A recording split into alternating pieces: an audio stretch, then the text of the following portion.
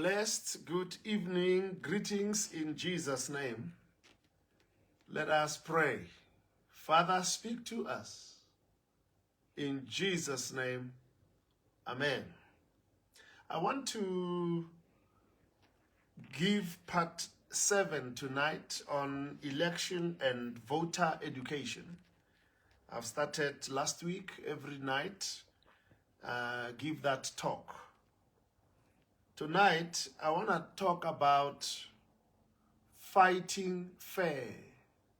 Fight, but fight fair. The election is a time of a fierce battle or battles that must be fought fairly. This is a time where there is so much campaign, so much aggression, so much campaigning, fierce, but must be done fairly. There are fighters that fight, but not fair.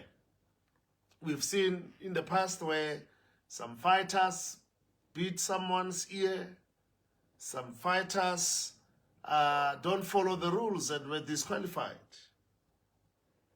Now, scripture is clear. It says, fight a good fight of faith. We're going to fight, but it must be a fair fight. How I pray for 2024 elections that all political parties, as they fight for votes, please get that.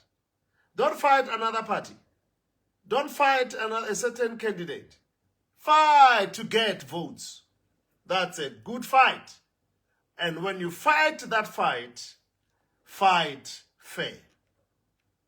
Before I talk about how to fight fair as a Christian, let me give you just few hints on what is the election or what elections are. This is my definition. Totally different from dictionary. Elections, to me, it is a time of differing with another person or group without hating them. Wow, that's a good one right there. You see, during elections, when political parties, candidates are fighting for votes, it's a time to fight for votes. Fight, but fight fair. It's a time where you differ with another person or group without hating them. Elections is the only battle that is justified and backed up by Constitution. All this toss and to and fro, up and above, campaigning, competing, fighting, backed up by Constitution. But it must be done fairly. You must fight fair. Elections. Listen, elections is selfishness that is justified. Yes. If you are ANC, if you are EFF, if you are ACDP, be selfish. Talk about yourself. Now, I listen to politicians, and when they are fighting, they talk more about another party than what they ought to provide, or they are going to do. Fight fair. Fight fair. Voting is an expression of, I'm not happy with you. You see, when people don't vote for you, they're not happy with you. Especially if they voted for you last elections. They don't vote for you these elections. They're not happy. Let me give you the last one. Voting is a decent way of telling someone, I love you, but I can't trust you with my life and future of my children, future of my land. I love you, but I can't trust you. That's what votes, that's what elections are for. Is to tell somebody politely, without confrontation, without fighting. I love you. I don't hate you, but I don't trust you. Therefore, I don't give you my vote. Elections. Voting is a declaration to someone or a party that I'm giving you a chance. I'm giving you a chance. Or so many political parties. Some will vote for you to try you out, to give you a chance. You don't deliver, you don't fulfill. They love you, but they can't give you. That's why you can't, politicians, hear me, political parties, you can't hate people because they didn't vote for you. You don't own them. They don't have to vote for you. They have to vote for what, they have to choose you for what you are bringing to the table, not because of it's a party. It's from my tribe, it's from my province. It was my father's party. Those days are gone. Don't hate people because they don't vote for you. Cast vision. Fight to get my vote. As I sit here, I have a vote. I must give to somebody. I'm still listening. To give to that person. I was talking to one of my pastors today. He said, I was listening to this party. The first two manifesto points, first 2 points in the manifesto, the man was winning me. But then he said, foreigners must go. He said, I lost him now. He lost me now. All right? Voting is declaration to someone or to a party, a new party. I'm giving you a chance. For those that we voted for you last elections, DA, EFF was there, and all the parties, ANC, all the parties that were there last elections. If you are not voted for, we're not happy. They don't hate you, but not happy. And please, don't fight. Fight for vote. That's the fight that political parties must fight. Fight for a vote. Not against another party. Like I said earlier on, a lot of parties, they hit on ANC, they hit on EFF, they hit each other, and they don't tell us what they want to do. We just see them as haters. Hallelujah. Well, let me end in the next 5 minutes. I've been talking almost 8 minutes.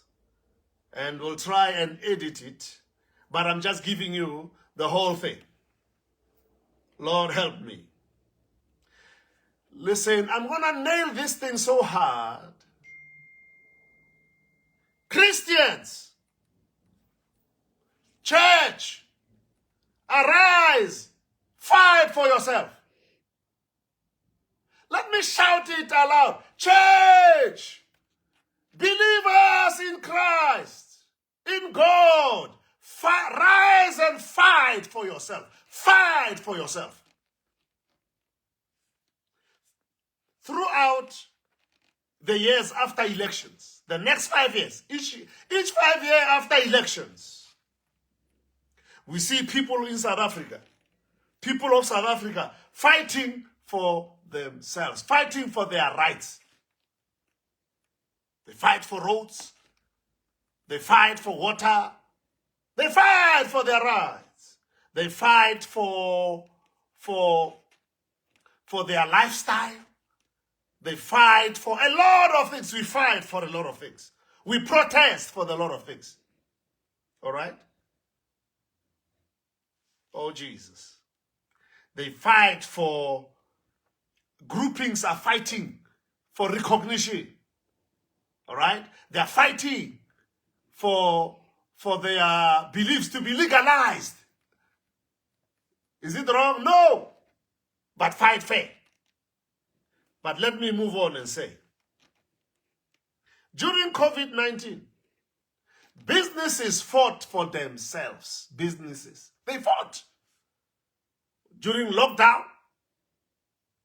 when others were opened and they were not opened. Liquor fought and they were opened. Right? We're living in a free society. Constitution allows everyone to stand up and fight for their rights that are enshrined in the Constitution. You fight something that is not there, jail. So our Constitution backs up to fight for our rights. Other religious groupings fought for their rights throughout South Africa. You see the Muslims, you see the other faith fighting for recognition, for what is right. We see that. But listen, as Christians, we never take to the streets. When you see Christians fighting, you see Christians marching, a lot of times it's for the children, rights of children. It's always believers fight for others. They never fight for themselves. Christians never fight for themselves. Christians, I shout again, fight for yourself. Do you know, communities these days no longer fighting for churches, no longer fighting for Christians. In fact, communities, if one neighbor or so is happy, not happy or making noise, these days communities are rising to shut the church. These days. The church has become enemies to community. Nobody fights for us. It's time. Fight to rise up and fight for ourselves. How are we going to do it, Pastor? Fight fair. And I'll tell you how to fight fair. The worst enemy of the church these days is municipalities. How they fight church. I know churches, 10 years, 20 years, they've been applying for land. They can't get land. There's no land. Only those who are forceful, they get land. Those that, they even remove a church, been putting a tent there or a shack there, not by law. Some people come or councillor come, they say, councillor said, they remove the church. They remove the church. Nobody fights for us. Do you know municipalities? So should I say some municipalities? No, don't give no church site to nobody. They don't allow us even to use their infrastructure. There are churches that are shut down because they used to meet in the schools. They are no longer meeting there. And we are the ones who clean up. We are the ones who keep the schools, the yard, even better, the church. We're not a nonsense. But these days, church is being eliminated. During COVID, some entities were given grants. Some were paid up, but not pastors. Not church. Not church. Let me end by saying two things. And I'll say it without fear or without sparing punches. Let me say that the church is the strongest. Is the strongest in number, the strongest in influence. The church is the strongest, has the masses, and has the muscle, the church. Don't take us, those days of taking us not seriously are over. Church is got it has the people. It's only the church don't realize their might and their power. The church is the most reliable, the most peaceful bunch of people, the church. They may fight us, we don't retaliate. That's the church. You know, even during COVID, we were the last to be open. We never fought. We never took to the street. That's the church. Let me end. Church, fight fair with the vote. Fight fair with the vote. Fight fair. Rise up and vote for what you want to see happening for you, church. Rise up. Nobody will stand for you. Nobody will stand for my rights, for my belief, for my freedom of religion. Nobody will speak on our behalf. Parliamentarians may not speak for us. Let me challenge all those, every party. You want our vote? Address our issues. You don't address our issues? We love you. You may not get our vote. Everyone is talking about it. Their issues are being addressed. Now, let me just qualify this thing and say, service delivery, upliftment of the poor, health care, education, we are for it. We are for it. That's not an issue for us. But faith must not be taken and included amongst others.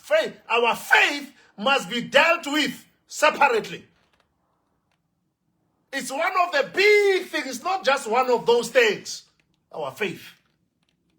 And anybody who wants the Christian vote must address what they will do for us. And even those political Christian parties, even those newly found parties, they don't talk much about it. Like I said, today, we were talking today. Not yesterday, we were talking. We can't really find.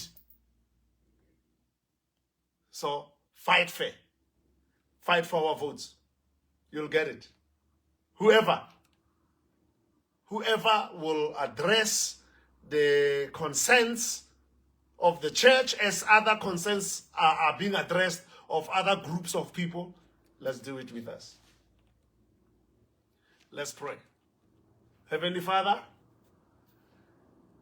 I'm not talking about my house. I'm not campaigning about anything I do, but your kingdom, your church. I pray that these elections, our concerns, our needs will be addressed, that we may be able to give our votes to whoever deserves them. Thank you, Lord. In Jesus' name, amen.